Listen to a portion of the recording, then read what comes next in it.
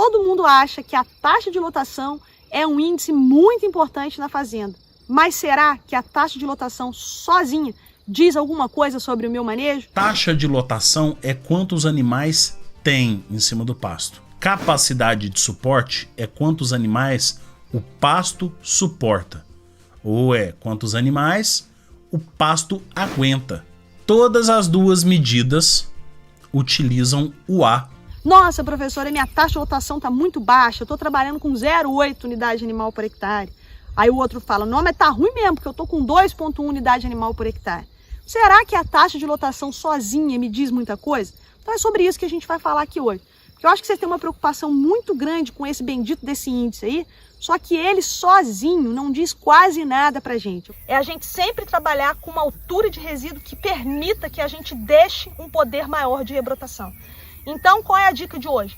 Nada de rapar pasto, adubar os nossos pastos após a saída dos animais. Se a gente estiver em lotação contínua, tá? Fazer uma adubação pelo menos em 3 vezes no período das águas, com uma dose de até 50 kg de nitrogênio por hectare, tá? Para que a gente então favoreça essa rebrota e garanta a perenidade dos nossos pastos.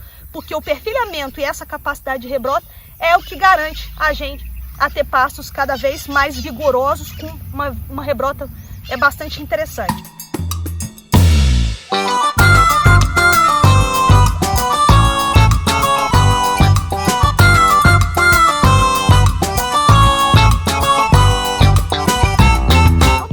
Preocupação muito grande com a bendita da taxa de lotação, né? Nossa, professora, minha taxa de lotação está muito baixa, eu estou trabalhando com 0,8 unidade animal por hectare. Aí o outro fala, não, mas tá ruim mesmo, porque eu estou com 2,1 unidade animal por hectare. Será que a taxa de lotação sozinha me diz muita coisa? Então é sobre isso que a gente vai falar aqui hoje. Porque eu acho que vocês têm uma preocupação muito grande com esse bendito desse índice aí, só que ele sozinho não diz quase nada pra gente. Eu vou tentar explicar isso aqui para vocês, tá, pessoal? O que acontece? A taxa de lotação, a gente tem vídeo aqui em que eu ensino a calcular a taxa de lotação, eu vou deixar o link para vocês aqui. A taxa de lotação, ela é dada em unidade animal por hectare, sendo que a gente não fala em cabeça, tá? Porque uma cabeça de cria, uma cabeça de recria é diferente de uma cabeça de engorda, tá? Então, um animal de recria tem um peso que é diferente de uma vaca de leite, por exemplo. Então, o que a gente faz? A gente iguala todo mundo com 450 kg de peso corporal. Então, uma unidade animal é um animal de 450 kg de peso corporal. Tá? Então, a gente utiliza essa medida para padronizar, para não ficar usando cabeça, porque a cabeça pode ter peso variado. Sabemos que a ingestão de capim pelos bovinos é proporcional ao seu peso vivo. Quanto mais pesado for o bovino, mais capim ele come. Assim como a capacidade de produção de pastagem varia muito entre fazendas, de acordo com a região, regime de chuvas, solo, manejo de pastagem e espécie do capim. Como calcular a capacidade de uma propriedade nas diversas atividades de pecuária a pasto? Para fazer qualquer inferência neste sentido, precisaremos entender 2 conceitos básicos: unidade animal e taxa de lotação. Para resolver as diferenças de peso entre as diversas categorias animais, foi criada uma unidade de conversão baseada no peso de uma vaca de 450 kg de peso vivo. A esta unidade foi dado o nome de unidade animal, UA. Desta forma, podemos calcular a UA de cada bovino da propriedade. Por exemplo, vaca, peso médio, 450 kg, dividido por 450, igual a uma unidade animal. Bezerro até 2 meses, peso médio, 60 kg, dividido por 450, igual a 0,13 UA. Um bezerro desmamado, 180 kg, dividido por 450, igual a 0,4 UA. Então, um bezerro intermediário seria a média, peso 112 kg, dividido por 450, igual a 0,25 UA. Uma novilha, 270 kg, dividido por 450, igual a 0,6 UA. Já a novilha em reprodução, 330 kg, dividido por 450, igual a 0,73 UA. Um boi magro, de 14 arrobas, que é igual a 420 kg, dividido por 450, igual a 0,93 UA. Um boi gordo, 20 arrobas, que dá igual a 600 kg, dividido por 450, igual a 1,33 UA. Um touro de média 25 arrobas, que dá igual a 750 kg, dividido por 450, igual a 1,67 UA. Lembrando sempre que cada propriedade tem seu próprio peso médio por categoria. Em algumas fazendas, o peso médio da vaca pode ser de 540 kg, em outras de 410, devendo, portanto, cada propriedade conhecer a sua realidade para atribuir as unidades animais médias. Se utilizarmos estas unidades animais calculadas numa propriedade de cria de 500 matrizes com 400 vacas, 100 novilhas em reprodução, 200 novilhas, 400 bezerros e 20 touros, somando 1.120 cabeças, teremos em UA 400 vacas vezes uma UA igual a 400 UA, 100 novilhas em reprodução vezes 0,73 UA igual a 73 UA, 200 novilhas vezes 0,6 UA igual a 120 UA, 400 bezerros, machos e fêmeas, vezes 0,25 igual a 100 UA, 20 touros vezes 1,67 igual a 33,4 UA, que dá 726,4 UA na propriedade. A taxa de lotação é a relação entre o número de unidades animais e a área por eles ocupada, área de pastagem. Se a propriedade do exemplo tiver 726 hectares de pastagem, podemos dizer que ela tem uma taxa de lotação de 726 UA dividido por 726 hectares igual a 1 UA por hectare. Em outro cenário, se a propriedade tiver 1.500 hectares de pastagem, a taxa de lotação passará a ser de 726 UA dividido por 1.500 igual a 0,48 UA por hectare. Se nesta mesma propriedade ou em outra com a mesma capacidade de lotação fosse realizada a atividade de recria e engorda, que compra bezerros desmamados com 7 meses e 180 kg de média, por exemplo, e vende boi gordo com 2 anos e meio a 3 anos e 20 arrobas ou 600 kg de média, por exemplo, portanto, com 3 categorias, bezerros desmamados, bois magros e bois gordos, divididos em partes iguais, assim, 273 bezerros desmamados vezes 0,4 UA, que dá igual a 109,2 UA, 273 bois magros vezes 0,93 UA, que dá igual a 253,89 UA, e 273 boi gordos vezes 1,33 UA, que é igual a 363,09 UA, somado dão as mesmas 726 UA, com 819 cabeças. E se esta propriedade fizer adubação e irrigação de pastagem, além de pastejo rotacionado, levando esta taxa de lotação para 5 UAs por hectare, por exemplo, então calcularemos 726 UA dividido por 5 UA por hectare igual a 145,2, significando que precisaríamos apenas de 145,2 hectares para fazer esta mesma atividade. Então, o que acontece? A taxa de lotação é a unidade animal por hectare. Então, existem algumas formas de eu mexer na minha taxa de lotação. Quero aumentar a taxa de lotação. O que eu faço? Ou eu vou aumentar o número de animais, né, pessoal? Ou então eu vou diminuir a área. Então, eu quero diminuir a taxa de lotação. Ou eu vendo animais, ou eu aumento a área. Porque é uma relação entre peso de animal e área. Isso é a taxa de lotação. Mas o que acontece? Se João diz para mim que ele tem uma taxa de lotação de 0,8 e o José diz que tem uma taxa de lotação de 2,1, eu tendo a achar que o sistema do José é mais eficiente, porque tem 2,1 A por hectare.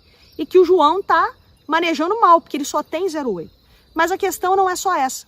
A questão é saber qual é o desempenho dos animais do João e qual é o desempenho dos animais do José. Porque pode ser que a taxa de lotação de 2,1 unidade animal por hectare do José seja muito alta para a quantidade de capim que ele tem. E o que ele está fazendo? Ele está trabalhando com uma lotação alta, levando o pasto dele à degradação.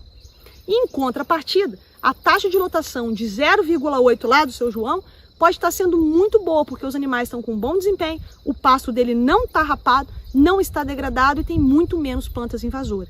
Por isso que eu digo para vocês que a taxa de lotação sozinha não dá para mim uma avaliação perfeita do seu sistema de produção.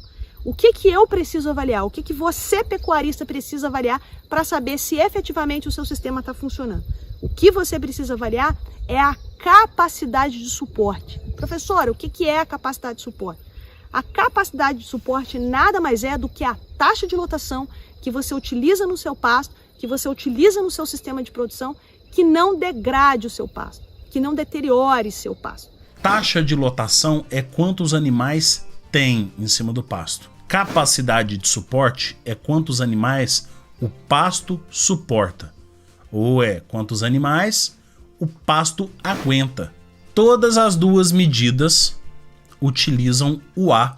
A taxa de lotação eu utilizo primeiro convertendo a quantidade de animais para quantas UA que a gente tem no pasto. Então é aquele cálculo que a gente fez nesse vídeo. E aí transformando em UA, eu vou dividir pela quantidade de hectares que o pasto tem hoje. Então a taxa de lotação é o quantos animais tem, já convertendo para UA. A capacidade de suporte eu preciso medir já de uma forma mais aprofundada. Eu preciso já trazer isso daí para uma mensuração de produção de folhas ou manejo de pastagem que eu estou fazendo naquele capim determinado. Se a gente pegar mais a fundo, alguns capins têm maior capacidade de produtividade de folhas por hectare, mas a melhor forma de fazer isso é, no dia a dia do seu pasto, você observar qual é o melhor comportamento do seu pasto, como que ele se comporta de uma forma mais tranquila ao colocar animais em cima dele. Porque as nossas plantas forrageiras, elas se desenvolveram nesse processo de coevolução com grandes herbívoros africanos, nós já conversamos sobre isso aqui inúmeras vezes, tá? E nesse processo de coevolução elas tiveram que aprender a sobreviver a esse processo de retirada das folhas. Então rebrotar é extremamente importante para que ela consiga se perpetuar. As nossas plantas só são perenes, os nossos pastos só ficam ali 10, 15 anos porque eles têm capacidade de rebrota. E é interessante a gente avaliar que, por exemplo, na seca, por que a gente tem que diminuir a taxa de lotação? Porque a gente não tem vigor de rebrota. Porque na seca vai faltar água, vai faltar luz em algumas regiões, né? Temperatura. Então a planta tem a sua rebrota extremamente prejudicada porque ela não tem todos os critérios necessários para uma boa rebrota. E aí a gente tem que diminuir a taxa de lotação. Então quando a gente está no período das águas, a gente tem que fazer de tudo para estimular essa rebrota. Então são vários fatores que estão envolvidos na capacidade de rebrota de uma planta forrageira.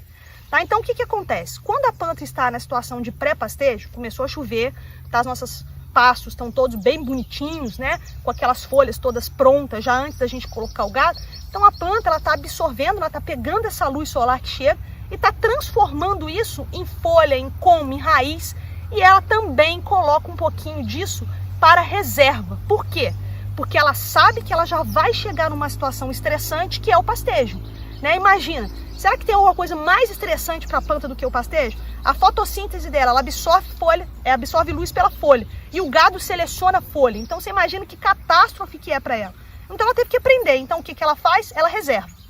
Então, as nossas plantas forrageiras de forma geral fazem a reserva na base do colmo, tá? Deixam lá esses compostos de reserva que elas vão usar para rebrotar depois do pastejo, tá? Ou então elas armazenam nos rizomas.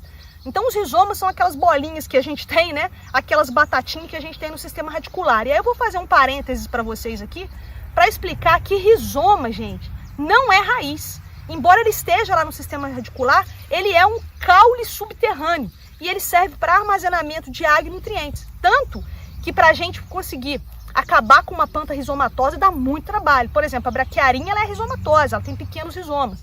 Só que essas plantas que são rizomatosas, elas têm uma melhor capacidade de rebrota, tá? Elas rebrotam muito melhor, tá? Justamente por causa desses rizomas que elas têm. Então ela vai lançar a mão desses compostos de reserva que tem para poder se desenvolver. Então o que acontece? Quando a gente mantém o nosso pasto rapado por muito tempo, a gente prejudica consideravelmente essa força da rebrota. Por quê? Porque a planta vai ficar toda hora utilizando as reservas, porque ela não tem um restinho de folha para fazer a fotossíntese, para absorver a radiação solar. Então, por isso que pastos rapados com muita frequência, são pastos que vão tender mais à degradação, porque a gente prejudica o vigor de rebrota, porque a gente exaure todas as reservas da planta. Então, eu tenho que dar a ela a oportunidade dela ter reserva. Como que eu faço isso? A altura de pós-pastejo. Isso aqui, bombaça com 2 dias de rebrotação. para vocês verem a capacidade que essa planta tem de rebrotar, tá? Então, como que a gente facilita essa rebrotação?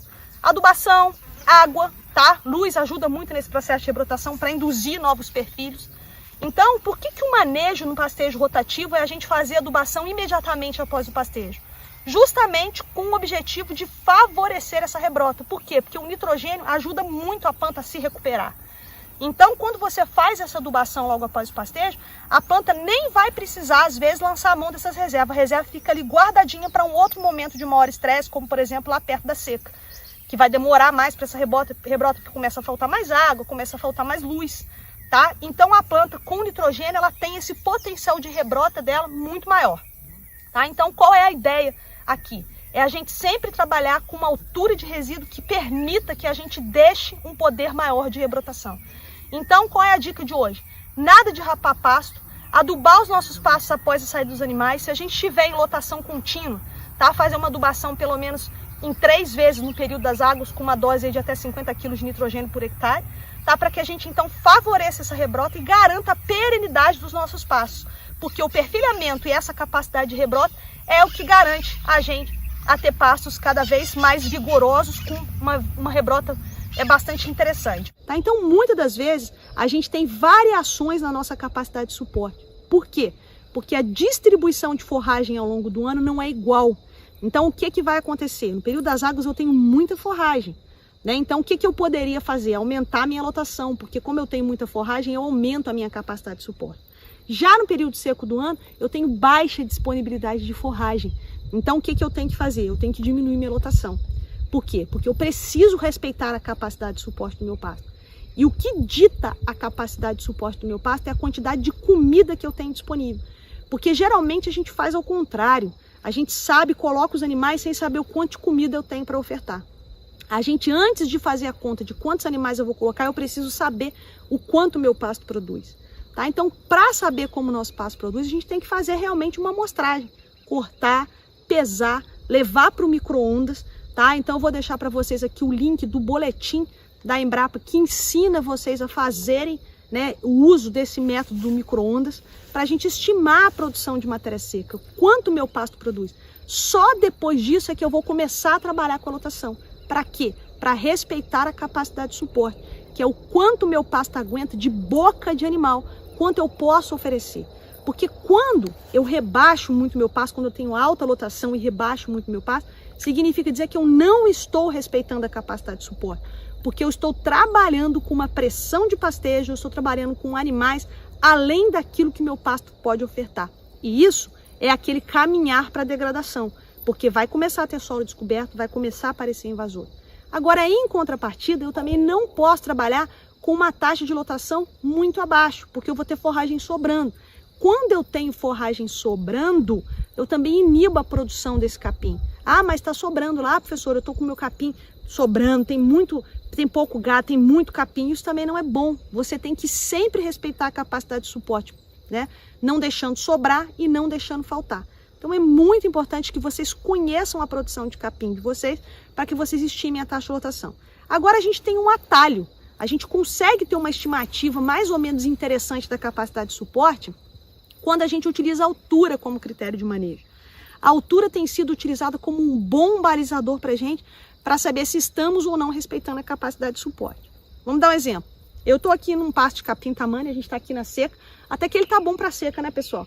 A gente está aqui num pasto de capim tamanho e a gente vai medir a altura desse pasto aqui. Então, vamos supor que a altura dele deu uma altura média, tá? De 30 centímetros. Esse sistema aqui, ele não está rodando ainda, a gente está deixando aberto para os animais, estamos no período seco do ano aqui, nós vamos colocar animal aqui.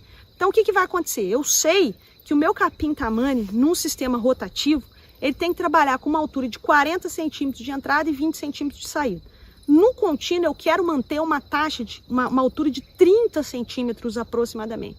Então, se eu coloco o meu gado aqui e esse pasto de capim tamanho rebaixa muito, começa a ficar com 20, 18, o que significa dizer? Eu não estou respeitando a capacidade de suporte do meu pasto, porque eu estou colocando mais animal do que deveria. Então, a altura é meu balizador. O que eu vou fazer? Eu vou diminuir a lotação. Ou então eu vou aumentar, abrir outras áreas para que esses animais possam consumir. E em contrapartida, se eu coloco o meu gado aqui e esse tamanho não fica 30, ele começa a ficar com 40, 45 centímetros, significa dizer o quê? Está faltando animal, eu preciso aumentar a lotação. Por quê? Porque eu preciso trabalhar na capacidade de suporte do meu pasto, que é a oferta e a demanda. Então, quanto meus animais precisam e o quanto meu pasto oferta. Eu tenho que fazer esse casamento. Então, a altura acaba servindo como um excelente balizador. Por isso que eu falo para vocês, a gente precisa utilizar a altura como critério de manejo, porque isso ajuda muito a gente a economizar serviço, né? Do ponto de vista de deixar o nosso pasto bem manejado, sem estar super pastejado, rapado com planta invasora e sem estar subpastejado. Então, uma outra forma que a gente tem de aumentar a oferta de forragem, às vezes é fazendo uma adubação. Quando o pasto está rapado, né, você tem que fazer uma análise de solo, a gente tem que compreender o que está faltando para que a gente consiga aumentar a demanda. Então, se eu aumento a demanda de forragem, eu não preciso mexer na lotação. Porque quando eu aumento a produção de forragem, eu não preciso mexer na taxa de lotação. Porque eu vou ter forragem suficiente para alimentar aquela taxa de lotação. Então, vocês precisam compreender essa relação entre oferta de forragem, aquilo que meu pasto oferece, e a quantidade de animais que cabem naquele pasto. É muito importante que a gente consiga avaliar a capacidade de suporte como um índice importante, não só a taxa de lotação. Qual que é uma medida padrão que eu posso utilizar? Para pastos tropicais, dentro do nosso clima padrão, clima tropical aqui no Brasil, a gente utiliza de 1 a 1,2 UA por hectare de capacidade de suporte nos principais pastos não adubados e sem manejo rotacionado, manejo contínuo só. Quando a gente passa a adubar, quando a gente passa a rotacionar, quando a gente passa a utilizar uma alimentação substitutiva para esses animais, aí a gente vai aumentando essa capacidade de suporte, o que implica na possibilidade de aumento de lotação ou a mudança de manejo, né? Taxa de lotação igual à capacidade de suporte a gente chama de pastejo ótimo. O tanto de pasto que produz os animais comem. Taxa de lotação acima da capacidade de suporte eu chamo de superpastejo. A tendência é que o pasto abaixe a sua altura de manejo. Taxa de lotação abaixo da capacidade de suporte eu chamo de subpastejo. A tendência é maior produção de talos e o aumento do dossel forrageiro. Então, não se esqueça desses dois termos. Taxa de lotação, quanto está hoje, capacidade de suporte, quanto o pasto aguenta.